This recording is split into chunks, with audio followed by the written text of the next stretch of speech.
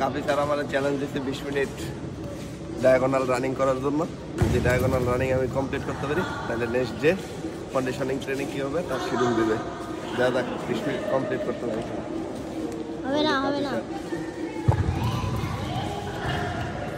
20 minute হবে। Practice শেষ।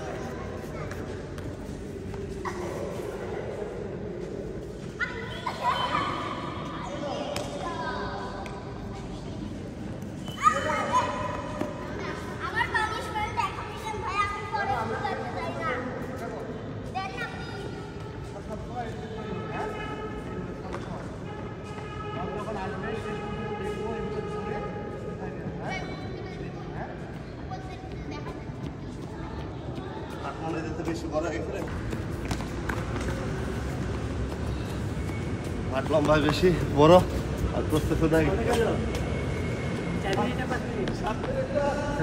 6 minute sir আমারে রানিং করাচ্ছে আর স্যার শুয়া ওয়ার্ম আপ করতেছে আর আমরা রানিং করে মরতেছি। এই কোথায় মানবতা?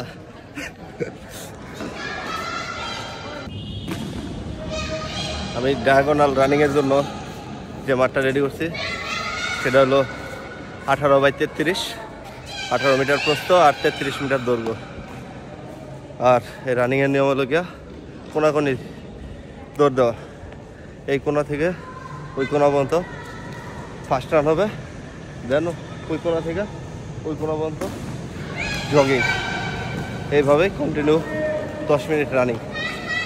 আর তারপর রানিং করার পরে 5 মিনিট ব্রেক দেওয়ার পরে আবার এই কাপি স্যার কয় মিনিট রানিং করায়। কাপি স্যার ওই যে শুয়ে ওয়ার্ম আপ করতেছে, বুড়ি বেড়ে গেছে। আমার এখনও কন্ডিশনিং ট্রেনিং চলতেছে। আর এই কন্ডিশনিং ট্রেনিংটা মূলত আমি হয়তোবা 1 মাস বা সর্বোচ্চ 2 মাস করব। আর এই কন্ডিশনিং ট্রেনিংয়ের মধ্যেই ডায়াগোনাল রানিং সিস্টেম, আর এটার মাধ্যমে মূলত ইন্ডুরেন্স বৃদ্ধির কাজ করা হয়, হার্টবিট। তো আমার আগে ইন্ডুরেন্স বাড়াইতে হবে, দেন আমি অন্যান্য ট্রেনিংগুলো করতে পারবো যদি ইন্ডুরেন্স ভালো থাকে।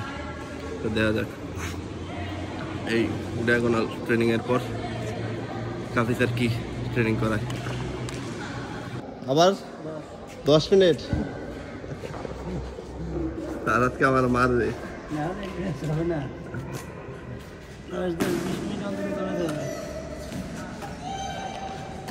পা গরম হয়ে যাচ্ছে স্যার, পায়ের তলা।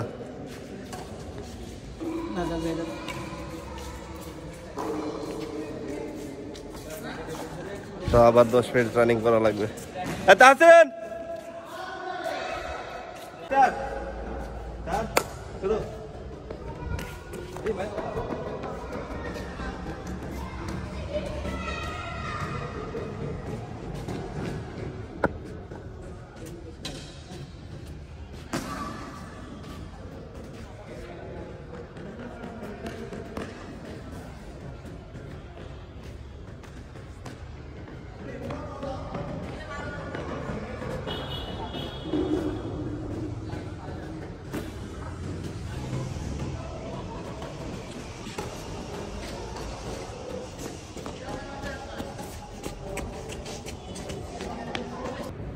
আমার কন্ডিশনিং ট্রেনিংয়ের দ্বিতীয় দিন ছিল। আর আজকে ক্যাপিটালে সেশনটা করেছিল ডায়াগোনাল রান। আর টোটাল 20 মিনিট রানিং করলাম। রানিং করার পর আমার পায়ে মনে হয় যে আগুন ধরে গেছে, অলরেডি অবস্থা খুবই খারাপ শরীরের। আর দেখা যাক আগামীকালকে কী করে। আল্লাহ হাফিজ।